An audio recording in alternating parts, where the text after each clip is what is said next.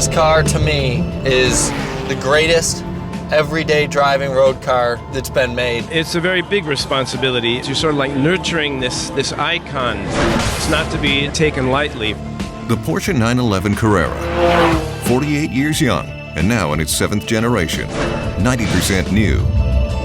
A revolution in evolution.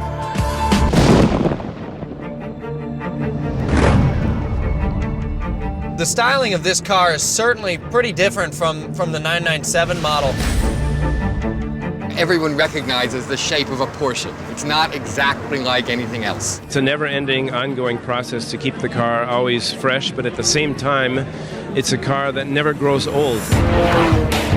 This new 911 is a different car, and it's the same car, which I think is brilliant. The car is 4 inches longer in wheelbase, 2 inches longer overall. You look at it and you know it's from the same family. It has stayed true to the essence of what it was in its design early on. They've kept the mass more centered so that it doesn't have the big weight transitions of the older cars. It's better to evolve it and nurture it instead of completely reinvent it. The 911 is one of the only cars in history that has lasted literally through generations. It's this perfect balancing of tradition and history and being at the cutting edge. Up next, the stars come out in Malibu. From Grey's Anatomy and Transformers, we've got Patrick Dempsey. This is a blast. Next. For many Porsche owners, their love affair with the 911 was ignited by their very first Porsche. That's definitely true for professional race car driver and TV and movie star Patrick Dempsey. This car's a 1963 356 Porsche. I've had it for over 20 years. Second Porsche I had was a GT3 RS. And today, a beautiful California day, I will be test driving the new 911, which I'm very excited about.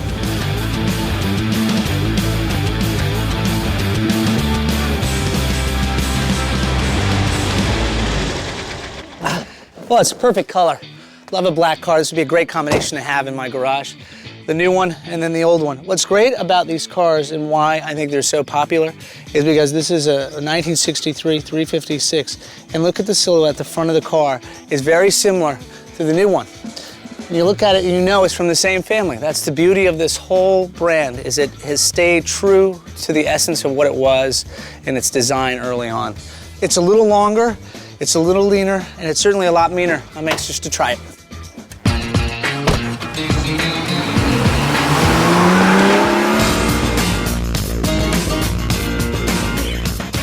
Sort of driving through town now, real easy, not a lot of effort, but yet, if you need some power, it's right there. It's comfortable. This is a great car. It's like the perfect car for someone who is really passionate about racing and also just you need a car to get to work. It's a great combination.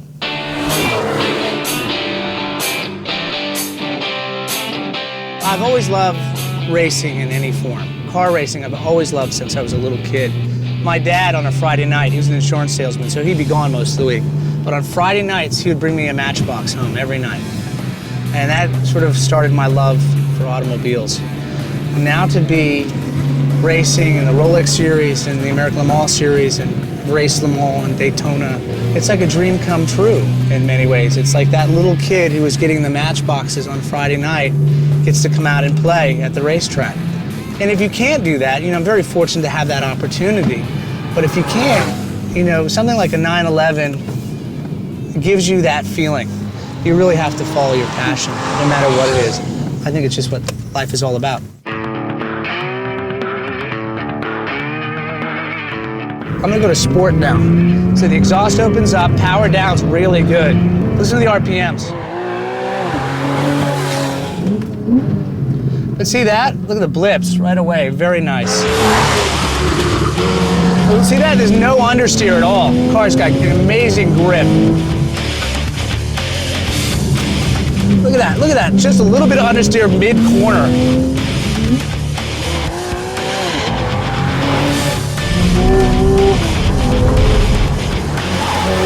Even with a rough road, the car is pretty predictable. Let's go to Sports Plus and see what happens. A little bit on turning to get some understeer, but still unbelievable. And this is just an incredible daily driver. Look at that power down. This is a blast. There you go, a little bit of oversteer there. Still cars really, look at that. Beautiful stretch of road.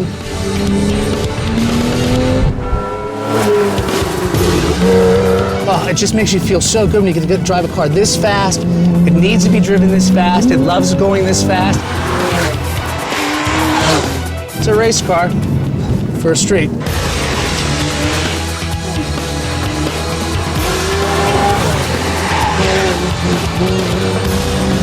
Wow, it's just so much fun.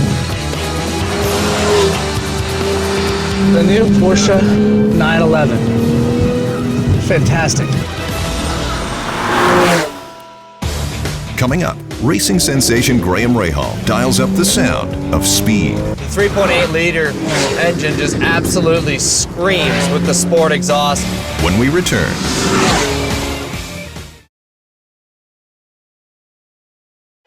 Porsche and racing. The most successful marriage in motorsports. A union of over 60 years during which Porsche has raced and won virtually every major racing event in the world.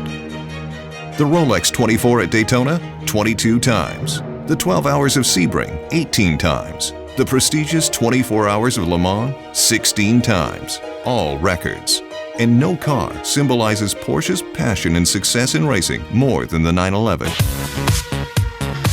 With over 30,000 racing victories and counting, Porsche is the most successful race car manufacturer in history. For countless race car drivers, like Bobby and Graham Rahal, here running the Petit Le Mans, the 911 has become more than just a winning race car. It is an indelible part of their identities. Man, that was a lot of fun. We almost won that race, actually. But from then to now, we're here in the brand new 2012 Porsche 991. Porsche and the Rahal family in racing goes way beyond me driving the RSR. It all started with my grandfather in the mid-60s. Our family always drove Porsche race cars on into my dad, and much of his success in sports car racing was always in a Porsche.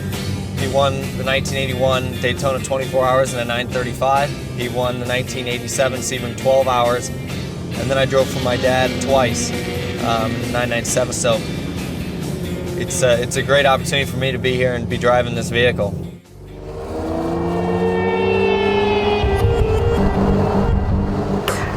The car itself is much different. It's actually got a 4-inch longer wheelbase.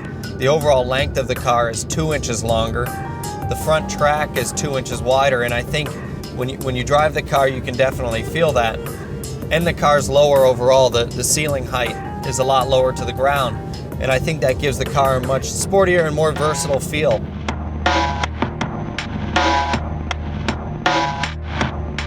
We've been driving on these straight Florida roads for quite some time right outside of Palm Beach here, and as a driver, I've always wanted to take a street car and go straight onto the racetrack. And that's exactly what we're going to do right now as we enter Palm Beach International Raceway.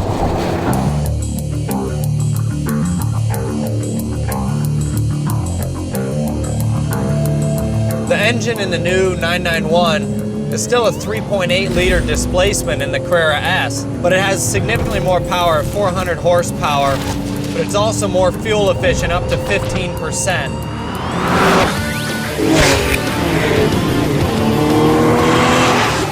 The car is also lighter than the 997 model, weighing in at just about 3,100 pounds. That's a power to weight ratio of 8:1, which you can definitely feel. The car accelerates very smoothly and very quickly. I'd say that the standard Carrera S seems very comparable to maybe a previous model GT3, which says quite a lot. The one thing Porsche did a fantastic job with is the exhaust note. The 3.8-liter engine just absolutely screams with the sport exhaust and the valves open.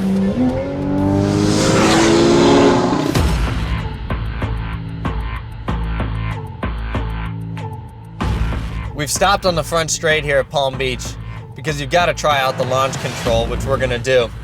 What I've done is just push the Sport Plus button. You've got to hold the brake pedal down quite a lot and put the throttle to the floor. Let's see how it works.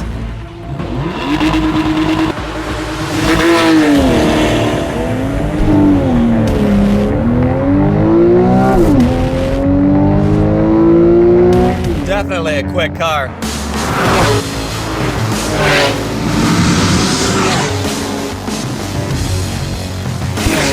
It's awfully impressive. The PDK gearbox is just amazing.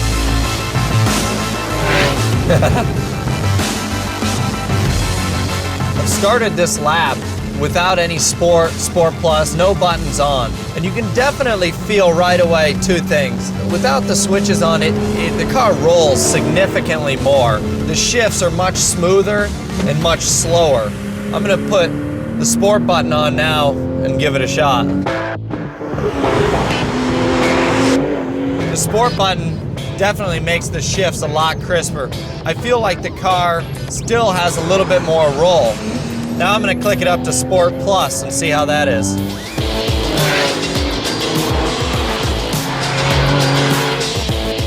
With Sport Plus, the shifts are clearly harder and faster. And also with Sport Plus, it stiffens up the suspension considerably, which in a track condition would be much better. The brakes on this car are fantastic. It has a monoblock front caliper with 6 pistons in it. That's certainly a lot of braking force. You know, after a couple good hard stops, I don't feel the brakes are fading at all.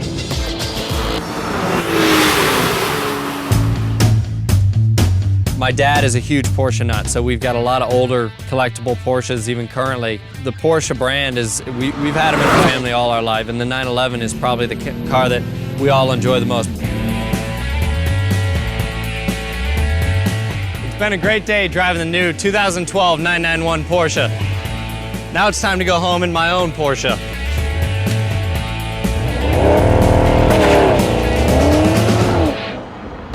Get ready for two of Porsche's biggest and most driven fans. There's always a bit of a competitiveness when Kevin and I get together.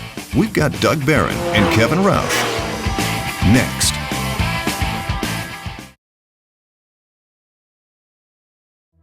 The 911 is an automotive icon and the most successful nameplate in Porsche's history. It first began its evolution back in 1965. The original 911 featured a 5-speed stick, disc brakes, and a 2-liter flat-6 engine. Next came the 911 Type G in 1974. It was a pioneer of occupant safety. 1989 saw the arrival of the 911 Type 964, which featured a new 3.6-liter engine. The 911 Type 993 burst onto the scene in 1995 with even more horsepower. In 1998, after 34 years in production, the legendary air-cooled 911 was replaced by the water-cooled Type 996 911. It was a game-changer for Porsche. The 911 evolved again in 2005 with Type 997. It featured more horsepower and a return to the classic circular headlights. New for 2012 and only the 7th redesign in its history, the Type 991 911 is longer, lighter, and faster with more power and greater efficiency. It's a totally new 911.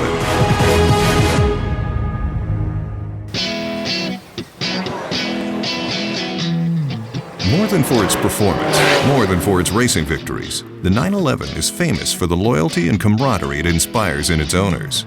Which is why we asked two devoted Porsche enthusiasts to take the new 911 on a drive through California's wine country to see how it's evolved from previous generations. Well, the evolution for me really started when I was about 10 years old, when a friend of my father's drove up in a brand new 911S. The expression on his face and the look on my father's face just said that that's a car that I definitely was going to aspire to own. So the first Porsche I got was a 1983 911 SC. That first car was the love of my life.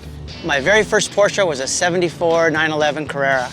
And I bought it originally to restore the car. I don't think I've been without a 911 for the last 25 years. One of the things I love most about Porsches is I've met so many wonderful people, and some of the best friends I have I've met through the Porsche community. I'm excited to drive with my old friend Doug. We've skied together for years. We've raced together for years. I basically couldn't wait for this day. I'm really excited to drive the new car, and there's always a bit of a competitiveness when Kevin and I get together. So Kevin, we've got to be two of the luckiest guys on the planet to get to drive these 991s before the rest of the world has even seen the car. Amen, brother. I'm feeling very blessed and fortunate today.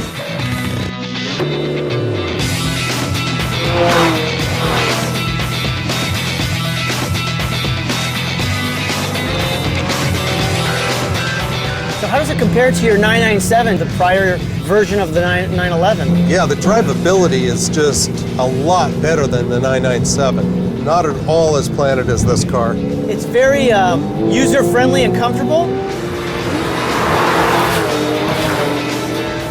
It really does suck up the bumps, just no problem whatsoever.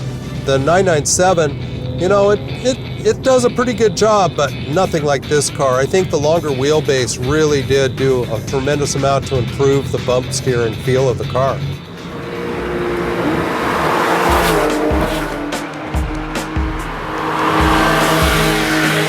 Yeah, they've added so much electronic wizardry. I love how you can go from Mama's grocery getter to Dad's Canyon Carver with just the push of a button. Yeah, that's true. 0 to 60 times in 3.9 seconds. And those are like dragster times. Grocery getter, Canyon hot rod, dragster. Nice, 3 in 1.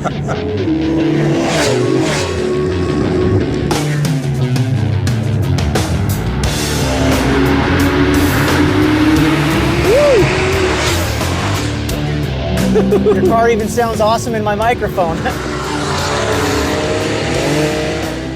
This PDK, this is the first time I've ever driven a car that has that feature. It is unbelievably quick. It's like it's just intuitive. It always knows what gear it needs to be in, and it's right there. Even if you try to mechanically over-rev the car by making a misshift, it doesn't let you do it. Yeah, thank God for that.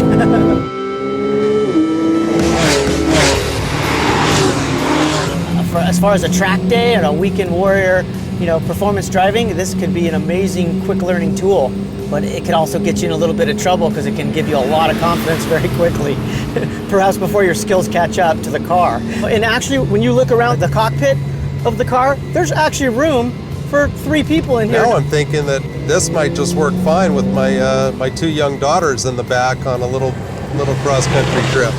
Yeah, at least until they're maybe 15. Because you want to make sure you sell it before they start thinking they're getting it as a car for them as a first car. I think it'd be a little much. And I can't imagine the guys that it would attract if they were driving it to high school. Yeah. Probably guys like us. Exactly.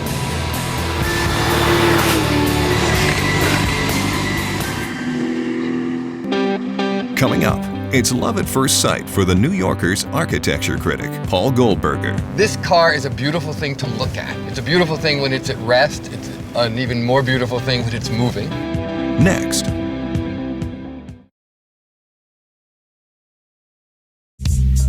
Today, we've got the new 911 in downtown Los Angeles, where the New Yorker's own architecture critic, Paul Goldberger, is in the driver's seat. I'm right now working on a biography of the architect Frank Gehry, whose masterwork in Los Angeles is the Walt Disney Hall. Walt Disney Hall is really, I think, the greatest public building in America in the last generation.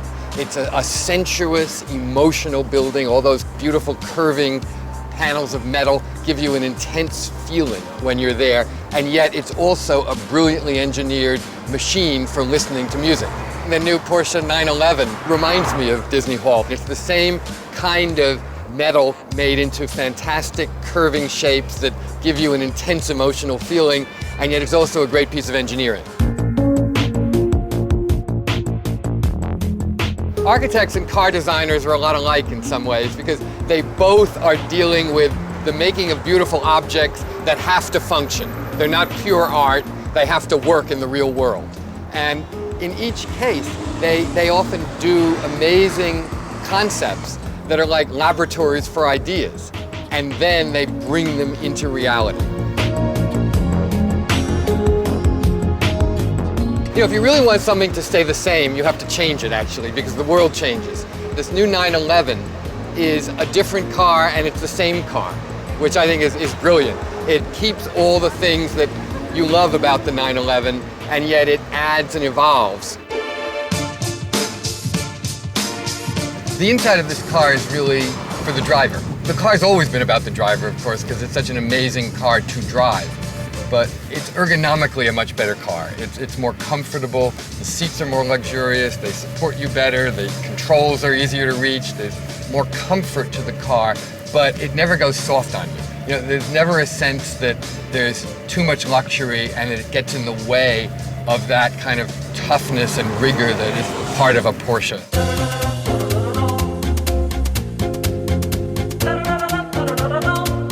The cup holders are not great. I've always felt that that was the way the German engineers are telling Americans that they don't really approve of this cup holder business.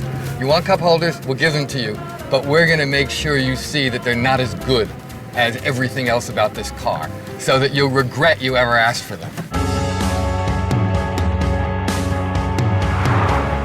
This car is a beautiful thing to look at. It's a beautiful thing when it's at rest. It's an even more beautiful thing when it's moving.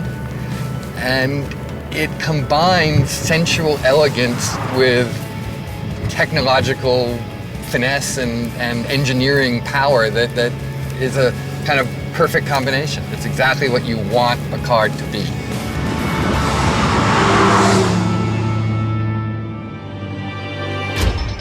Each new incarnation of the 911 has represented a significant leap forward for the brand. But the changes embodied in the new 911 are perhaps the most profound and dynamic changes in the history of the line. The new 911 is the ultimate sports automobile, able to transform from comfortable everyday driver to track-ready race car, all at the mere push of a button. At Porsche, the revolution continues.